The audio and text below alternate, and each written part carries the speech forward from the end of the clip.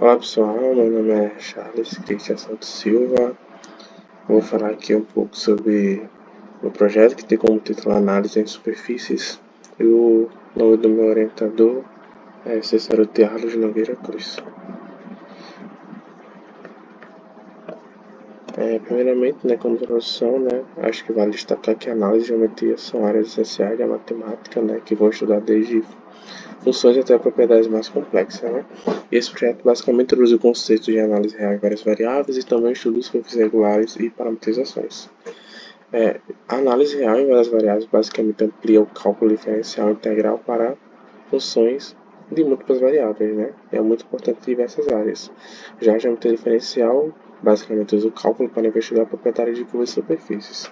E durante o projeto foi estudado vários tópicos de ambos os conteúdos, que foram essenciais para explorar o que eu vou abordar hoje, que são superfícies orientáveis. E a metodologia do projeto, incluiu a recomendação de livros teóricos, reuniões periódicas para discussão dos temas, além de lista de exercícios e seminários. E as reuniões semanais foram fundamentais, pois elas permitiam o esclarecimento de dúvidas e o ajuste, sobre o estudo dos conteúdos. E as listas de exercícios também foram muito importantes, pois elas aprofundavam os conceitos, Os seminários também, permitiam discussões detalhadas sobre os conteúdos. E esses estudos foram essenciais para compreender o tópico de hoje, que é superfícies orientáveis. Primeiramente, antes de entrar no conteúdo de superfícies orientáveis em si, a gente tem que definir e relembrar algumas coisas sobre plano tangente, Primeiro, que seria um vetor tangente, Então, seja P um ponto de uma superfície regular S. Então, um vetor W do R3 ele é considerado tangente a SP se existe uma curva diferenciável alfa que tem como domínio intervalo menos epsilon a epsilon e como contradomínio a minha superfície, isso com epsilon maior que zero, então que alfa de zero é P e alfa linha de zero é W.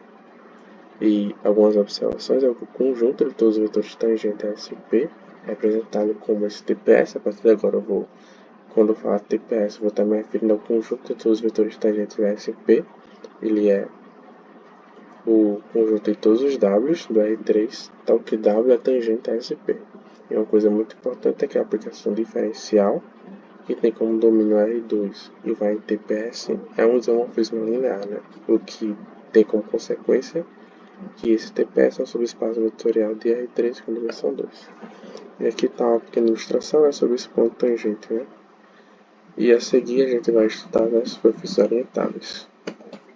E antes de estudar as superfícies orientáveis, a gente vai definir algumas coisas que vai ser importante, A primeira é a definição de campo, Que quando eu pego uma superfície regular S, a gente vai chamar de campo em S toda a aplicação F, que tem como domínio a minha superfície contra o domínio R3, e esse tal campo ele vai ser dito unitário se a norma desse F de P é 1 para todo P na superfície, a gente vai dizer que ele é tangente se f de P está em TPS para todo ponto na superfície, a gente vai dizer que ela é normal se f de P está no perpendicular desse TPS, isso para todo ponto em S. E de modo geral, a gente vai designar um campo normal unitário diferenciável numa superfície S por N maiúsculo, E o seu domínio vai ser justamente a minha superfície e o contradomínio vai ser o R3. E uma proposição, que vai ser importante, é que para todo ponto P0 da superfície regular S, existe uma vizinhança aberta de P0 em S, na qual a gente pode definir um campo normal unitário diferenciável. Para demonstrar isso daí é bem simples, Basta considerar uma parametrização de S em P0x, que tem como domínio 1, que é o subconjunto do R2, e tem como contradomínio x de u, que é o subconjunto da minha superfície, e definir esse normal como sendo a derivada parcial de u da pré-imagem em relação à minha parametrização no ponto P, e calcular o produto vetorial com a minha derivada parcial em relação ao v da minha pré-imagem da minha parametrização x em relação a P, e depois pegar esse produto vetorial e dividir pela norma desse produto vetorial, Daí a gente vai ter o nosso normal no ponto P. E a gente tem logo abaixo uma pequena ilustração, onde mostra o meu ponto P0, pega uma superfície S e pega essas derivadas parciais aí que eu calculei o produto vetorial, né? Então esse N de P0 basicamente ele é perpendicular a esses dois vetores. E a definição, né, enfim, de superfície orientável, né, a gente vai dizer que uma superfície regular S é orientável quando nela a gente consegue definir um campo normal unitário diferenciável. E quando eu fizer a escolha de tal campo, a gente vai dizer que o mesmo define uma orientação em S, em que S está orientada por esse campo. E vai seguir da proposição justamente com a definição que toda superfície regular é localmente orientável e que toda superfície regular, a qual pode ser coberta pela imagem de uma única parametrização, é orientável. Então basta unir a proposição justamente com essa definição, a gente vai. É fácil ver que essas duas observações aí são válidas. E a gente tem como primeiro exemplo que eu vou citar que são os gráficos, né? Então, basicamente que seriam, né? Então, seja S o gráfico de uma função diferenciável f definida em um aberto do R2. Uma vez que S é a imagem da parametrização, que está aí abaixo, né? X de UV é igual a UV, F de UV, isso com UV em U, né? Então temos que S é orientável, né? Justamente por essa segunda observação aqui.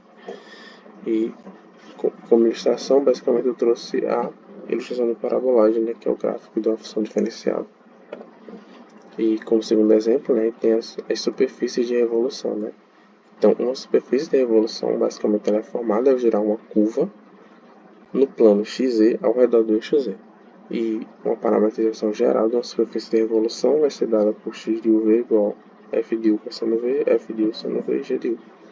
Onde U vai ser o parâmetro ao longo da curva geratriz, variando no domínio de FG, e V vai representar o ângulo de rotação ao redor do eixo Z, né, que vai variar de 0 até 2π. E para definir esse campo normal, a gente vai precisar primeiro dos vetores tangentes, que para calcular vetores tangentes, basicamente você vai calcular as derivadas parciais em relação ao IV. E esses vetores vão formar uma base para o plano tangente. Então está aqui, né, no slide calculado esses vetores. Qualquer coisa abaixo, só conferir a conta que já está feita. Então o vetor normal, a superfície, ele vai ser dado por produto vetorial desses dois vetores. E aí quando eu fizer todos os cálculos, né, eu vou ter que, esse produto vetorial vai ser essa coisa daqui que está no slide, né, que é G' de U, F de U cosseno V, G' de U, F de U seno V e F de U, F' de U. E o normal unitário basicamente vai ser pegar esse produto vetorial e dividir pela norma dele mesmo, né, desse produto vetorial. Então daí a gente vai ter esse campo, né, que vai definir a orientação da superfície. Daí eu consigo o resultado que superfícies de revolução são orientáveis. E como exemplo, né, a gente tem, por exemplo, a esfera, né, porque como é gerada a esfera, né, a esfera basicamente ela é gerada ao girar uma semicircunferência ao redor do seu diâmetro em torno do eixo Z, né. Então, como a esfera é uma superfície de revolução, também saiu direto daí que a esfera é uma superfície orientável. Outro exemplo disso também é o toro, que o toro ele é criado ao girar um semicírculo, que é girar um círculo no caso, em torno de um eixo externo que não intersecta o círculo. Ou seja, né, eu vou pegar um círculo que tem raio R e o eixo de rotação ele vai estar a uma distância um pouco maior que R, que eu tô denotando aqui como Rzão, né? Daí o sólido formado por essa rotação vai ser o toro.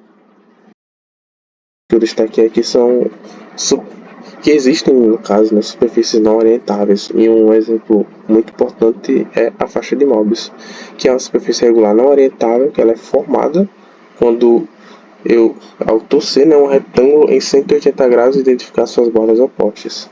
E eles têm algumas propriedades, né, que, por exemplo, a faixa de Möbius possui apenas um lado e uma borda contínua, e que não é possível definir um campo normal, unitário e contínuo em toda a sua superfície. Então aqui tem essa ilustração da faixa de Möbius.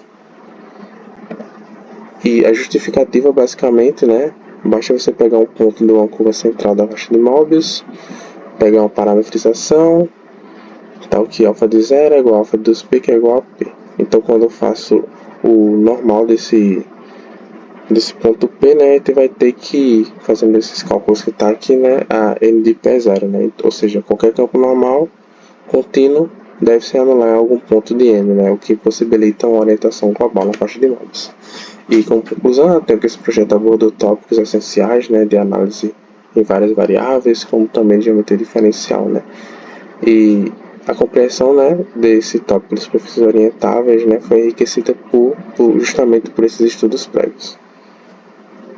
E aqui está as referências, que foi o livro do Manfredo e também o livro do Ronaldo, de geometria diferencial.